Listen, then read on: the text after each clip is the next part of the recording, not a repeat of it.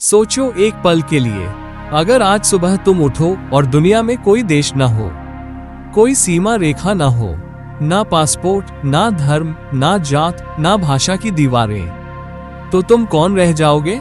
क्या तुम अब भी जानते होगे मैं कौन हूँ? या फिर तुम्हारी पूरी पहचान उस नक्शे पर टिकी थी जो अब मिट चुका है? 1947 का बंटवारा। कहीं एक बच्चा जिसे लाहौर से अमृतसर भेजा गया, माँ बाप मार दिए गए, नए देश में नई जिंदगी, लेकिन पहचान खो गई। उसकी दादी कहा करती थी, हम तो वहीं के हैं, ये देश तो नया है लेकिन मैं तो वही हूँ। सालों बाद जब उससे पूछा गया, तुम हिंदुस्तानी हो या पाकिस्तानी, उसने जवाब दिया, मैं तो बस यादें हूँ, बाकी सब तो लोगों ने बना रखा है। नमस्कार दोस्तों, आप देख रहे हैं बुक्स से प्रेरणा, जहाँ किताबें सिर्फ पढ़ी नहीं जाती बल्कि महसूस की जाती है, जिंदगी से जोड़ी जाती है।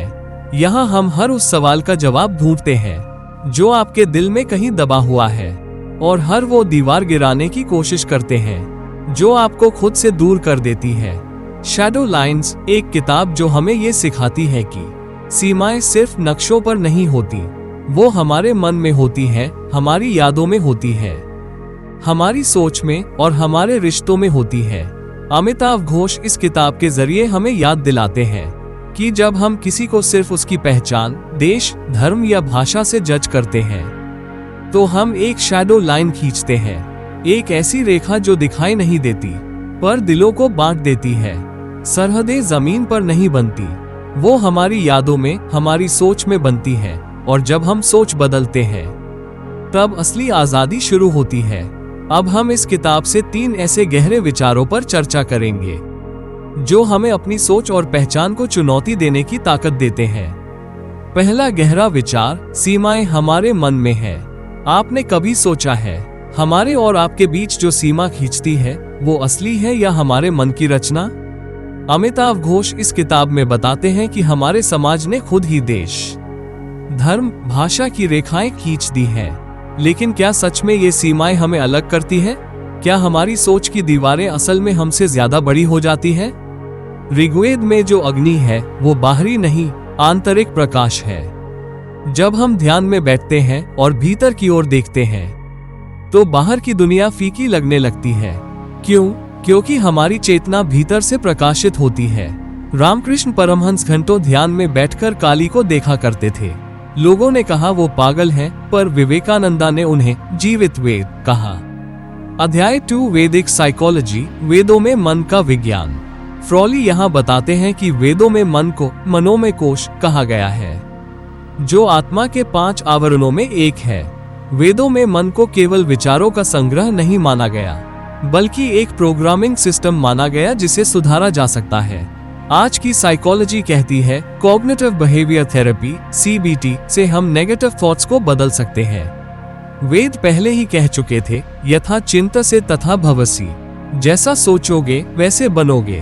भगवान बुद्ध ने कहा था, all that we are is the result of what we have thought. यह वही वैदिक विचार है, मन को बदलिए, जीवन बदलेगा। अध्याय 3, द सेक्रेड फेमिनिन, शक्ति का स्त्री रूप। डेविड फ्रॉली बहुत गहराई से भारत की देवी परंपरा को समझाते हैं। वे कहते हैं, पश्चिम ने स्त्री को ऑब्जेक्ट माना, भारत ने उसे शक्ति, माता और प्रकृति माना। भारत में स्त्री केवल पत्नी नहीं, माया, प्रज्ञा और ब्रह्मविद्या की प्रतीक है। आज के फेमिनिज्म को संतुलन मिलता है जब हम देवी सशक्तिकरण की बात करते हैं। भारत में सावित्री, द्रौपदी, गर्गी और मीराबाई सभी स्त्रियां ज्ञान और शक्ति की मूर्ति थी। स्वामी विवेकानंद ने कहा था, भारत तभी जागेगा जब उसकी स्त्रियां शक्ति की तरह खड़ी होंगी। फ्रॉली इसी चेतना की बात करते हैं, जहां नारी इक्वल्स ब्रह्म। अध्याय 4, द फ्यूचर ऑफ धर्म, धर्म का भविष्य। फ्रॉली बताते हैं कि आने वाले समय में विज्ञान और टेक्नोलॉजी की तेजी के बीच अगर कुछ बचा सकता है तो वो है धर्म। लेकिन यहाँ धर्म का मतलब रिलीजन नहीं, बल्कि धारण करने वाली शक्ति है। धर्म वो है जो हमें स्वयं से जोड़ता है, जो हमें एकता का अनुभव कराता है। आज की दुनिया में लोग सफलता के पीछे भाग रहे हैं, पर अंदर से खाली है। ध्यान, योग और वैदिक मूल्य ही हैं जो उन्हें फिर से जोड़ सकते हैं। असली आजादी तब होती है जब हम अपनी सोच और यादों की सीमाओं को पहचानते हैं और उन्हें तोड़ने की कोशिश करते हैं। ये शैडो लाइंस की सबसे बड़ी सीख है। सीमाएं हमारे मन में होती हैं और जब हम उन सीमाओं को पहचानते हैं तभी हम आंतरिक स्वतंत्रता की ओर कदम बढ़ाते हैं। क्या आपने कभी सोचा है, अगर आप अपनी सोच की सीमाओं को तोड़ दें तो आपकी जिंदगी कितनी बदल सकती है? क्या अगर रिश्तों, संचार और दुनिया की परिभाषाओं को नए तरीके से देखने की कोशिश करें? क्या आप खुद को नए आधुनिक दृष्टिकोण से देखने के लिए तैयार हैं? शैडो लाइंस हमें ये सिखाती है कि हमारे मन में जो सीमाएं हैं उन्हें हम पहचान सकते हैं और फिर उन्हें ध्यान से तोड़ सकते हैं। ये हमारी सोच की आजादी के बारे में है। तो सवाल ये है, क्या हम अपनी सोच के बंधनों को तोड़ सकते हैं? अमिताभ घोष का मानना है कि हमेशा अपनी सोच को चुनौती देना और खुद को उन सीमाओं से बाहर देखने की कोशिश करना जीवन को एक नई दिशा दे सकता है। अब हम खुद को पहचानने की यात्रा पूरी करेंगे। 1. अपने भीतर के डर को पहचानें। सबसे पहली बात है, हम जो डर महसूस करते हैं वो हमारे मन की सीमाओं से जुड़ा होता है। हमें खुद से यह सवाल करना चाहिए, क्या मुझे सच में डर है या ये सिर्फ मेरे मन की बनाई हुई सीमा है? महात्मा गांधी कहते थे, जो हम सोचते हैं वही हमारा सच बन जाता है। अगर हम अपनी सोच में परिवर्तन लाते हैं तो हमारी वास्तविकता भी बदल सकती है। 2. संबंधों और संस्कृति को नया दृष्टिकोण दें। हम जो रिश्ते बनाते हैं वो भी हमारी सीमाओं से जुड़े होते हैं। अगर हम अपनी सोच को इस तरह बदलते हैं कि हम सब एक हैं, तो रिश्तों का गहरा स्तर सामने आता है। नेल्सन मंडेला ने इसको अपनाया और कहा था, मैंने पाया कि सच्ची आजादी लोगों के दिलों में है। 3. सीमाओं को केवल मानसिक रूप से तोड़ें। यह वो समय है जब हमें सिर्फ खुद से यह मानना होगा कि हम सक्षम हैं। जब हमारी सोच का दायरा बढ़ता है तब हमारी जिंदगी की हर सीमा गायब हो जाती है। यही असली स्वतंत्रता है। आपकी असली पहचान तब बनती है जब आप इन सीमाओं को पहचान कर तोड़ने की कोशिश करते हैं। अब दूसरे लोगों के जजमेंट और मान्यताओं से परे जाकर सोचें, क्योंकि आपकी जिंदगी आपकी सोच से तय होती है, ना कि दुनिया की सीमाओं से। ये समय है एक प्रैक्टिकल एक्सपेरिमेंट शुरू करने का, जिसमें हम इन विचारों को अपने जीवन में लागू करेंगे। तो यहाँ एक छोटा सा चुनौती है जिसे आप 21 दिनों तक करें।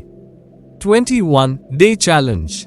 अपनी दिनचर्या में एक ऐसा काम करें जिससे आपके मन की सीमाएं टूटें। हर दिन एक नया कदम उठाएं जिससे आप खुद को नए दृष्टिकोण से देख सकें। क्या आप तैयार हैं अपनी सोच की सीमाओं को तोड़ने के लिए? अगर आपको यह वीडियो पसंद आई हो तो कृपया नीचे कमेंट करके बताएं। आपने अपनी सोच की सीमाओं को कब तोड़ा था? आपके अनुभव हम सबके लिए प्रेरणा हो सकते हैं। अगर आपको यह वीडियो प्रभावशाली लगा तो इसे अपने दोस्तों के साथ शेयर करें। आइए हम सब मिलकर इन सीमाओं को पार करें और एक नई पहचान की ओर कदम बढ़ाएं। और अगर आपको ये किताब पसंद आया तो कृपया लाइक करें, कमेंट करें, शेयर करें अपने दोस्तों के साथ। और हाँ, अगर आप चैनल पर नए हैं तो सब्सक्राइब करें और घंटी का आइकन दबाएं ताकि आप हमारी आने वाली वीडियोस का हिस्सा बन सकें। Thank you. जय हिंद, जय भारत।